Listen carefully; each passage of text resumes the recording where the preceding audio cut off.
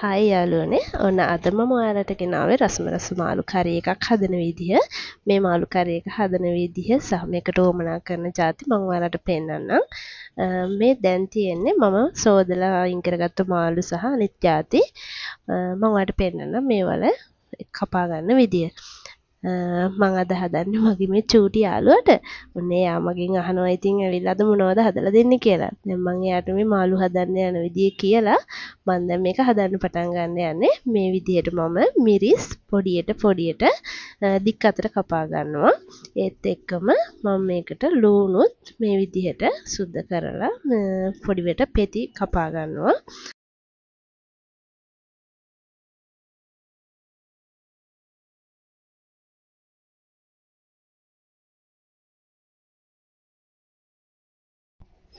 ඒත් එක්කම මේ විදියට සුදු ලුණු බික් දෙක තුනක් තලා ගන්නවා. තලාගෙන මේ විදියට තාච්චියක් ලිපේ තියලා මේ විදියට තෙල් ටිකක් දාගන්නවා. තෙල් සාමාන්‍යයෙන් ගොඩාක් දාගන්න එපා. ටිකක් දාගන්න. දාලා මම මේකට මුලින්ම අබ තේ හැන්දක් දාගන්නවා බැදෙන්න.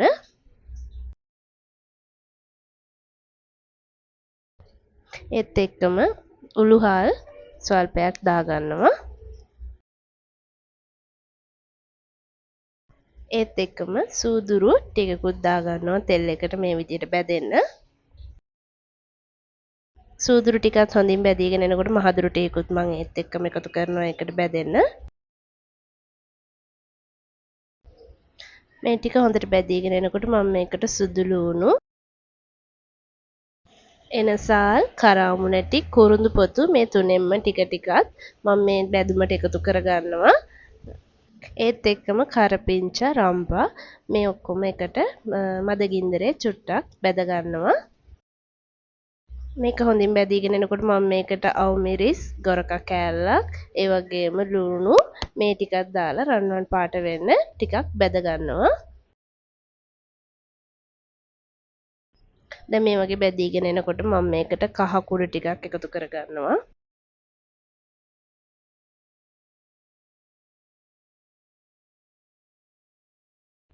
කහ කුඩු වගේ මම මේකට දැන් ඊළඟට එකතු කරන්නේ ගම්බිරිස්.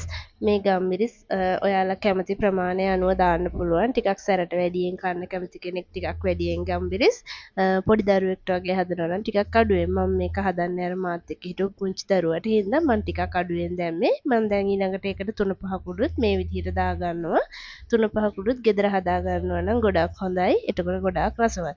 දැන් මේක හොඳින් කලවම් කරලා තව චුට්ටක් මේ ලුණු තැම්බෙන්න තියනවා.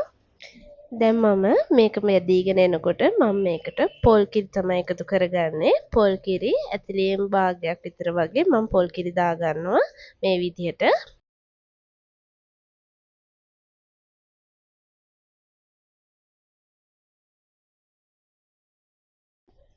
හොද්ද මේ විදිහට තියෙන අතරතුරේ මම මේකට ලුණු ටිකක් දාගන්නවා.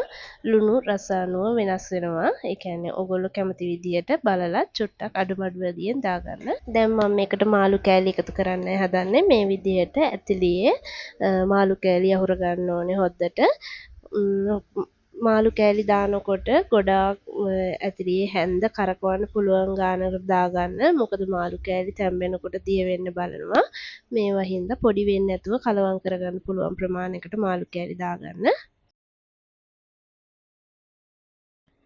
මේ දැන් මගේ හොද්ද උතුරගෙන එන අවස්ථාව. මේ දැන් මාළු හොඳට තැම්බිලා තියෙන්නේ.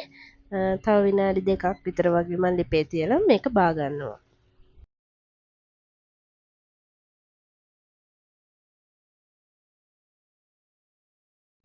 මේ තියෙන්නේ මම හදපු රස මාළු කරි එක. මේක හරිම රසයි. පොඩි දරුවෙක්ට උනත් දෙන්න ඉතාමත් ගුණයි. මේ මාළු වලට නම් මම දන්නේ නැහැ හරියටම කියන නම මේකද කියලා. හැබැයි කඩින් මට කිව්වේ මේකට කියන්නේ ගොඩයා මාළු කියලා. මේක හරි රසයි. මේක උයන්නේත් කිරට තමයි කියලා තමයි මට කඩෙන් කිව්වේ. මං උයලා බැලුවා. හරිම රසයි. ඔයාලත් හදලා බලන්න. මම මේකට මාළුත් එක්ක කන්න හදාගත්ත අනිත් කෑම ಜಾති. ඔයාලත් මේ රෙසිපි එක හදලා බලලා රෑම රසයි නම් මට කමෙන්ට් එකක් දාන්න. තව වීඩියෝ එකකින් අපි ඊළඟ දවසේදී හම්බ වෙමු. එහෙනම් ඔයාලට සුබ දවසක්. බයි බයි.